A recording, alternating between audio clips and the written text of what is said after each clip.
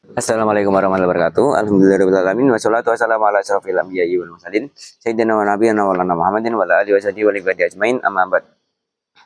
Honorable Mr. Dr. Hanifuddin as the Director of Al Ibani Vida Boarding School Foundation. So today I want to present about the life history of Prophet Muhammad part 2. So when he was baby, he was breastfed and cared by his mother, then nursed by Suaibah Aslamiyah, a servant of his uncle Abu Lahab. Later, Halimah Asadiyah became his caregiver.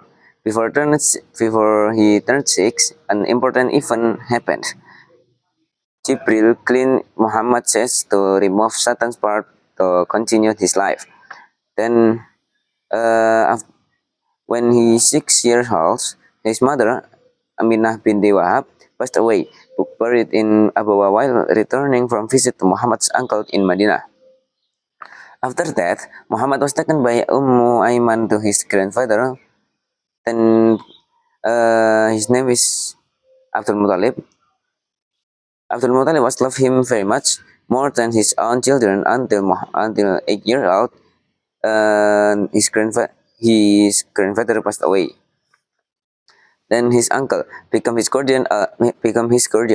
Although he not rich, he took good and raised him well.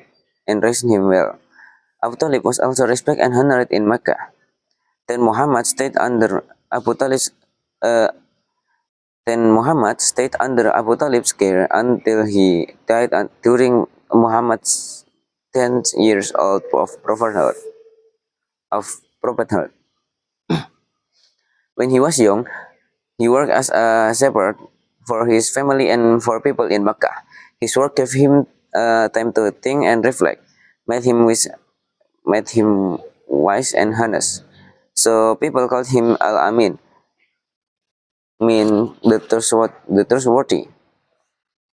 When 12 years old, he traveled with Abu Talib to Syria for trade. In Basra, a Christian priest named Buhaira met him. Met him.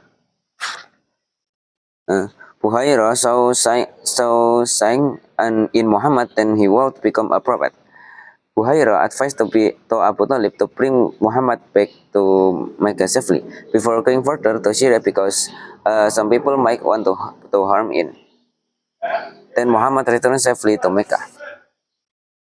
Jadi yang kali ini saya akan membahas mengenai sejarah kehidupan Nabi Muhammad yang kedua kalinya. Jadi ketika Nabi Muhammad masih kecil, masih bayi, dia dirawat oleh ibunya. Kemudian dirawat oleh Suaibah Aslamiyah yang merupakan budak dari pamannya yaitu Abu Lahab. Lalu Halimah As-Sadiyah menjadi pengasuhnya. Sebelum usia ke-6, sebuah peristiwa penting terjadi. Malaikat Jibril membersihkan dada Nabi Muhammad, membuka dada Nabi Muhammad dengan membuka dadanya lalu mengambil bagian setan lalu setelah kejadian itu Nabi Muhammad menceritakan kepada ibunya lalu melanjutkan kehidupan seperti biasa. Lalu setelah dia mencapai usia 6 tahun, ibunya yaitu Aminah binti Wahab meninggalkannya, dimakamkan di Abwa. Ketika dia kembali dari berkunjung ke pamannya Muhammad di Madinah. Setelah itu Muhammad diambil oleh Ummu Aiman untuk ke kakeknya yaitu Abdul Muttalib. Lalu kakeknya sangat mencintainya, lebih cintai daripada anaknya sendiri. Sampai Nabi Muhammad menginjak usia ke-8, dia meninggalkannya. Lalu pamannya menjadi pelindungnya. Meskipun pamannya ini tidak kaya, dia merawat dan mendidiknya dengan baik. Abu Talib juga dia dihormati dan disegani di Mekah. Lalu Nabi Muhammad tetap berada di bawah naungan Abu Talib sampai Abu Thalib meninggal ketika ketika tahun ke-10 kenabian Nabi Muhammad.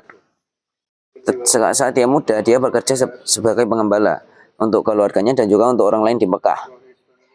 Pekerjaannya memberinya waktu untuk berpikir dan merefleksikan diri, membuat dia menjadi bijaksana dan jujur.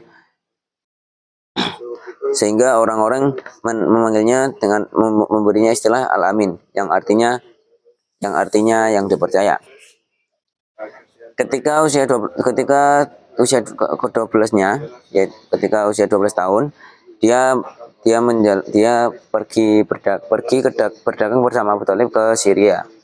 Lalu di Basrah, seorang pendeta Kristen bernama Buhairah bertemu dengannya, dan Buhairah melihat tanda-tanda kenabian di diri Muhammad, yang lalu Buhairah menasihati Abu Thalib agar Nabi Muhammad dibawa kembali ke Makkah secara aman sebelum pergi lebih jauh. Karena ada indikasi bahwa ada seseorang yang mungkin mau menyakitinya. Lalu Nabi Muhammad dikembalikan dengan aman ke Mekah. Okay, I think that's enough about my presentation this morning. Terima kasih. Assalamualaikum warahmatullahi wabarakatuh.